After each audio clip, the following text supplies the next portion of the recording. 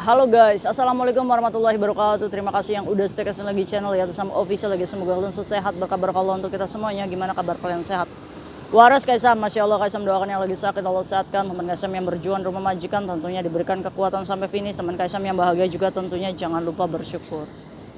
Yampuy, dikasih air ini. Kaisam, ayo yampuy katanya. Masya Allah.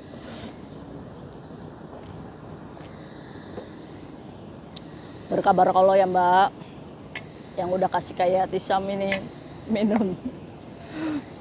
Tahu aja markasnya kayak Tisam itu. Gimana lagi pada ngapain nih kalian?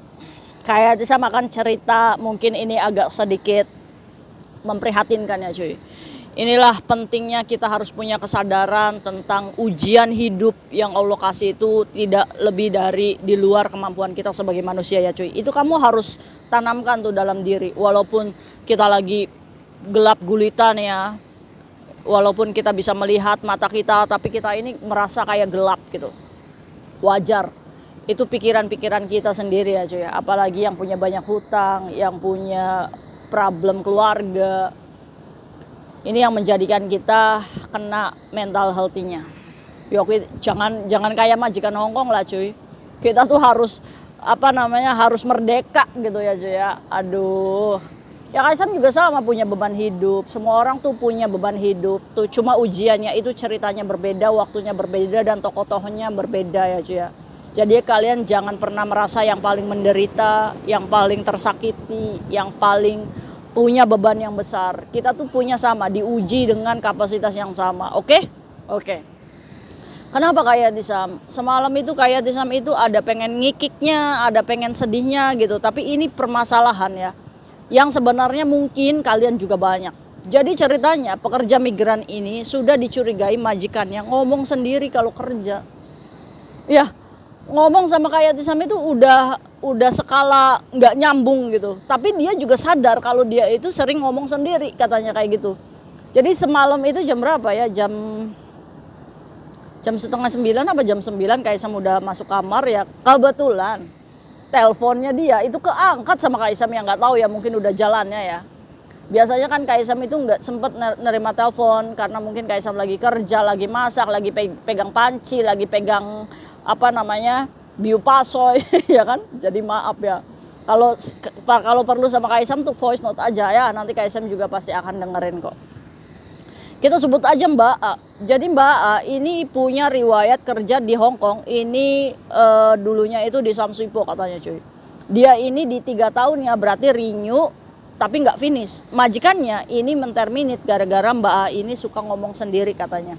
Saya kayak Tisam, ini kalian boleh ketawa ya, tapi tetap mendoakan ya. Kayak Tisam, saya punya masalah. Masalah apa Mbak? Saya sering ngomong sendiri kayak Tisam kalau kerja. Kayaknya nih, kayak Tisam, pemerintahan Hongkong ini menaruh chip di badan saya katanya kayak gitu. Jadi semua orang tuh tahu gerak-gerik saya. Mbaknya tuh kayak gitu cuy. Kaisam hadapi, oke Kaisam dengerin dulu mbaknya ini cerita kan. Saya itu kayak Tisam, karena dulu itu dia ini ngomong, dulu ini saya itu disentimenin sama orang karena saya itu cantik katanya. Jadi banyak orang yang membuat saya itu nggak disukain sama laki-laki. Terus kayak Tisam pikir apakah ini korban patah hati ya. Kaisam tuh masih mencerna apa yang dia omongin. Tapi Kaisam itu nggak pernah mendebat, biarkan dia mengeluarkan unek-uneknya. Kaisam, saya mau beli chip katanya. Ada yang menawari saya beli chip yang dipasang ke tubuh saya supaya penyadapan ini segera berakhir katanya. Saya udah konsul sama KJRI, mungkin Ibu KJRI yang dengerin kontennya Kaisam, ada yang ngaduin kayak gini ke kalian. Nah itu mbaknya sudah chat saya.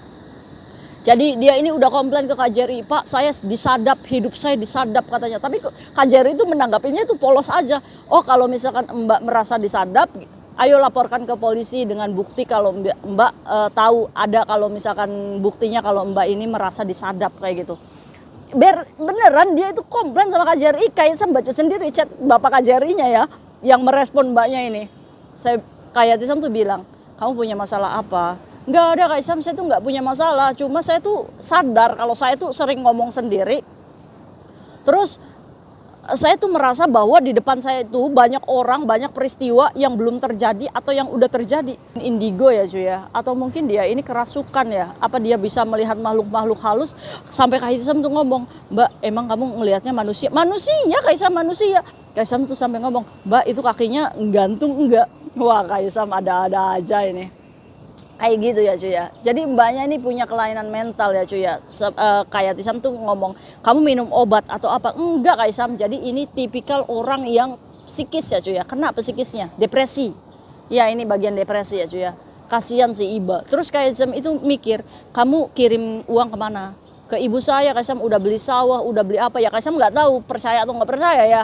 Atau mungkin mbaknya ini ditekan sama orang tuanya untuk kirim ya kan, sampai Kaisam itu kamu berapa keluarga, saya 12 keluarga Kaisam, saya anak keberapa gitu, anak ke-9 atau anak ke-5 gitu kan, Kaisam itu ngomong. Terus kamu umur berapa? 39 tahun. Masya Allah ya cuy ya, 39 tahun kok udah ngomong sendiri kayak gini. Jadi setiap kerja cuy, majikannya ini, kok kamu ngomong sendiri katanya. Majikannya udah komplain ke agent, ini cece saya ngomong sendiri katanya. Jadi kalau misalkan kerja tuh kayak besok gitu loh. Kalian ngerasain gak sih? Kalian pernah nggak ngomong sendiri? Oke cuy, kadang ya cuy, ini namanya self talk ya. Jadi berbicara dengan diri sendiri. Apakah itu boleh Kaisam? Boleh. Untuk mengeluarkan energi negatif, untuk menyemangati diri kita, boleh. Tapi kalau misalkan sudah merasa bahwa ada orang lain dan pihak ketiga yang kita nggak tahu, ada orang yang nggak, ya ini udah masuk bagian depresi ya cuy. Kalian hati-hati tuh, kalian harus introspeksi diri ya cuy ya. Nah termasuknya mbak ini nggak sadar kalau orang yang diajak bicaranya ini kan ilusi ya cuy ya. Orang yang nggak ada dalam kehidupan nyata, ini udah berarti gangguan mental ini cuy. Apa yang dibutuhkan mbaknya? Psikiater. Harus ngobrol secara sosial, ngobrol. Biasanya orang-orang kayak gini tuh orang-orang yang jarang ngobrol sama orang ya, dipendam sendiri, akhirnya dia kena mental. Ini banyak nih di Hong Kong ya. Kalian kira-kira pernah nggak mengalami kejadian ini, ngomong sendiri? Nah kalau misalkan kalian lagi capek terus kamu ngomong, iya ya kamu harusnya tuh jangan kayak gini. Nah Kaisam hanya sarankan, kamu boleh ya, kamu boleh berbicara dengan diri sendiri, tapi jangan pernah menghardik atau jangan pernah mencaci maki dirimu sendiri. Seberapa kamu melakukan kesalahan, tetaplah kamu harus tetap berpartner dengan dirimu sendiri untuk membangun aura positif. Contohnya kayak gini, kalau kamu merusakkan barang majikan, terus majikan itu ngomong, Cece kamu itu gimana sih ngerusakin kayak gitu? Kamu kan merasa bersalah ya cuy ya. Kamu tibanya tuh datang ke dapur, terus kamu ngomong, iya kenapa saya bodoh banget sih, kenapa saya tuh ngerusakin barang majikan sih? Jangan kayak gitu ya cuy. Jangan mencaci dirimu sendiri, tapi kamu harus tanamkan dalam dirimu, oke, is oke. Itu bisa dibayar dengan uang, kamu harus kerja keras lagi, kamu harus bisa membayar kerusakan majikan. Kamu keren kok, kamu bisa kok membayar barang majikan. Itu berapa sih harganya? Insya Allah kita mampu. Tolong, itu nasihat kayak Tisam untuk kalian. Jadi jangan pernah menghardik diri kalian sendiri. Karena apa? Karena siapa lagi yang mau menghargai kamu kecuali kamu sendiri. Bener nggak? Bener, iya kan? Jangan sampai orang lain yang sudah tidak menyukai kita, malah kita ikut-ikutan tidak menyukai kita. Nah di situ letaknya tidak bersyukur kita sebagai manusia. Oke? Jadi ilmunya apa kayak Sam? Ilmunya kalau misalnya kita disalahkan orang lain, jangan pernah menyalahkan diri kita. Seberapa buruk dirimu di mata orang lain, tetap dirimu adalah yang paling baik di matamu sendiri. Oke? Nah, oke, dari situ ya kita belajar.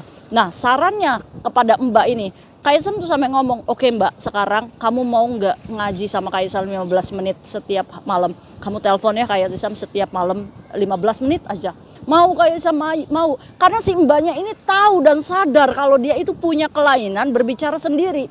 Tapi dia merasa bahwa ada intelijen gitu cuy, yang memantau dirinya sendiri gitu. Kan ngeri ya. Sama doakan mbaknya ya.